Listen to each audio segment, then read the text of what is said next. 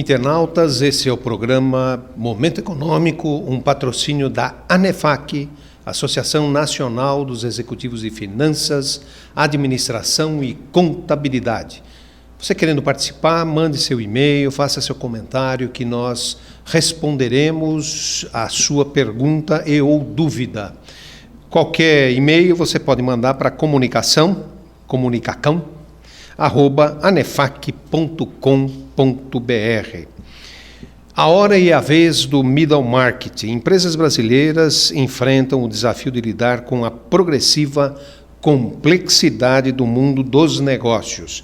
O grande aumento da concorrência em todos os tipos de mercado é uma das características básicas do mundo cada vez mais globalizado.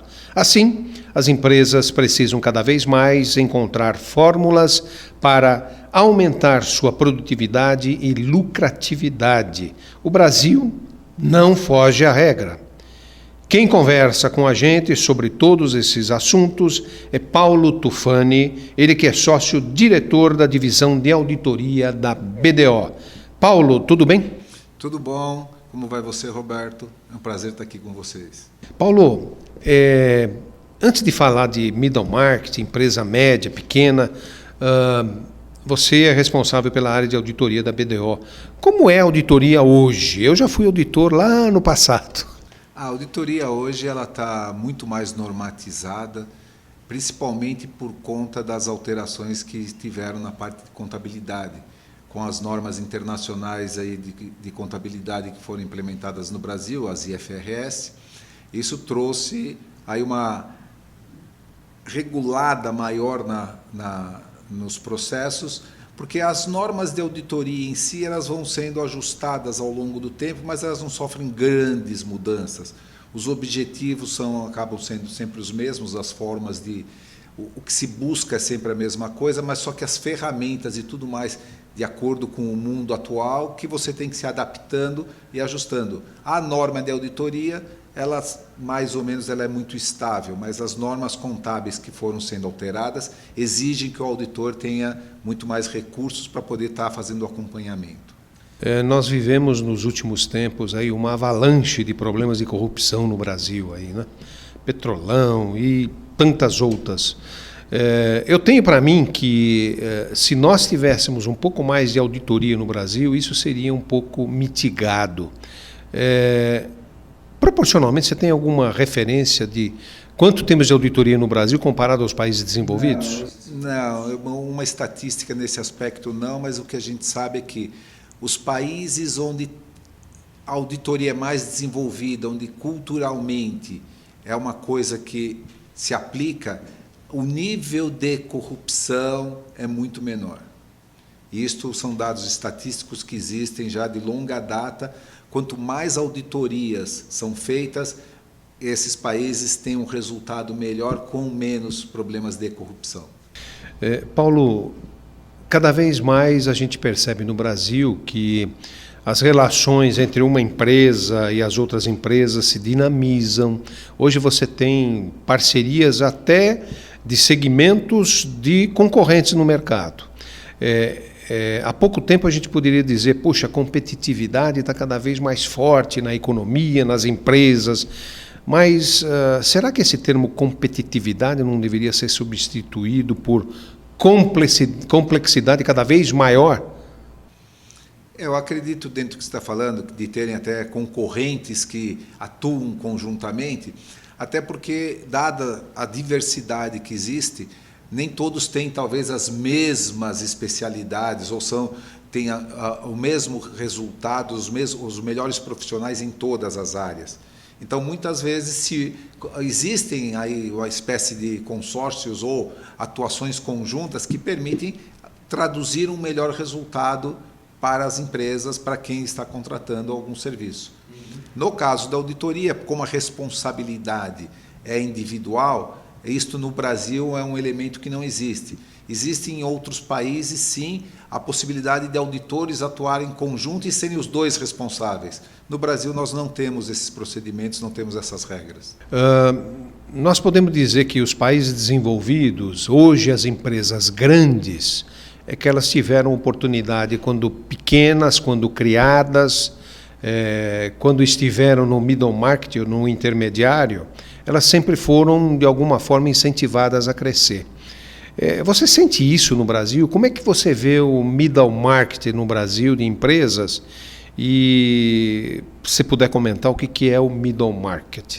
O middle market é uma figura mais retórica até do que na prática. O que representa o middle market? Muitas vezes vai depender do tipo de governança que a empresa tem. Ela pode ser uma empresa com muitos funcionários, só com uma governança ainda muito incipiente, e ela tem uma característica de middle market. Muitas vezes vão considerar middle market em termos de faturamento, qual é o faturamento da empresa. Então, a régua para se cortar isto seria o faturamento. A nossa avaliação é que o middle market é aquela empresa que ainda está sendo conduzida pelo seu fundador ou seus sucessores. Aquela empresa que ainda tem o dono que ainda atua mais próximo do negócio. Então, isto para nós é o que caracteriza mais o middle market, quando tem ainda o poder decisório na mão da família ou do dono. Isso é o que a gente entende como sendo o middle market ainda. E no caso do Brasil, Paulo, você mesmo comentou que a maioria são empresas que estão na mão da família, né? Ou do criador. Qual a dificuldade que você sente como consultor, como auditor, para que essas empresas evoluam? Os próprios familiares, a própria família acaba restringindo esse progresso, essa governança? Hoje em dia, já o empreendedor ele já está mais consciente de que ele precisa ter uma governança dentro da empresa. E isto mesmo nessas empresas que têm a característica ainda da condução ou poder na mão do fundador ou da família, eles já estão colocando executivos para estar dando suporte a isso, para estar dando a possibilidade desse desenvolvimento, dessa melhoria na governança, e que a governança corporativa que é necessária para as empresas, ao passo que elas vão crescendo e se desenvolvendo, isso vai sendo cobrado e exigido delas, o próprio mercado exige isso, principalmente quanto à transparência de informações. Então, daí que as empresas hoje já estão mais conscientes disso, uma grande parte, mas ainda existe um mercado muito grande que ainda acham que do meu jeito que dá certo e não de acordo com o que é o lugar comum que todo mundo pratica, que são boas práticas. E isso gera uma boa governança e traduz em melhores resultados. E, Paulo, recentemente, eu digo de 6, 7 anos para cá, nós, Brasil, assumimos o IFRS, né? Então foi uma mudança contábil grande no Brasil e agora nós estamos em consonância com o que acontece na Europa, principalmente. Os Estados Unidos ainda não implantaram o IFRS, mas estão, digamos, próximos, né? Estão tentando convergir. No Brasil, as grandes empresas implantaram, mas como está isso para pequenas e médias empresas? Para pequenas e médias empresas, a nível mundial, existem pronunciamentos específicos que cuidam do assunto, que na prática, vamos falar, para as grandes empresas existem N pronunciamentos detalhando o como fazer. E para as pequenas existe um geral, que é um pouquinho, vamos falar, é uma sumarização de todos os outros, porque o nível e profundidade com que isto está sendo visto e aplicado nas pequenas e médias ainda é um pouco mais superficial. Diríamos que assim, é uma fase preparatória que as empresas pequenas e médias têm para, a hora que elas tiverem seu crescimento, seu desenvolvimento, elas já estão familiarizadas com todos esses requerimentos e vão, à medida em que as suas operações forem ficando mais complexas, podendo já ir trabalhar detalhadamente, de forma isolada, cada uma dessas regras. No Brasil, quando você fala do middle market, quando você fala de pequenas e médias, poucas são auditadas. Como é que você vê essa perspectiva daqui para frente? A tendência é cada vez mais elas se preocuparem com a auditoria, que é importante. No Brasil, a gente, por legislação, existe algumas réguas de corte para determinar o que é grande porte e não grande porte, porque aí se enquadrariam as pequenas e médias. A legislação fala ainda em 300 milhões de faturamento e 240 milhões de ativos. Então, esse é um número base que o fisco entende que essas empresas, a partir destes números, elas são obrigadas a serem auditadas. Então, isto que foi implantado em 2007, com a legislação de 2007, isso já trouxe um desenvolvimento muito maior e um aumento maior de empresas sendo auditadas. Mas, de uma forma geral, até por questões do mercado, empresas mesmo abaixo dessa régua, já buscam os trabalhos de auditoria, muitas delas buscam, até porque na hora que você recorre a um financiamento, uma necessidade de uma captação, o próprio banco, o sistema, exige que me dá uma credibilidade às informações que você está me prestando. Então, isto acaba provocando com que muitas empresas busquem os trabalhos de auditoria. Não quer dizer que elas estejam prontas, mas elas acabam buscando. E tem um outro aspecto também, né? O mundo do negócio, dos negócios, é dinâmico, acelerado hoje, né? É comum você ter empresas aí pequenas e médias que, num determinado momento, alguém vem que quer comprar, quer negociar, quer ampliar. Você precisa de empréstimo para ampliar. E aí, claramente, aparece que, poxa, mas você não tem auditoria, você não tem seus números balizados, e é isso que muitas vezes dificulta você fazer um negócio. Com certeza. Recebemos muitas demandas de empresas nessa situação, principalmente no período aí dos últimos 5, 6 anos.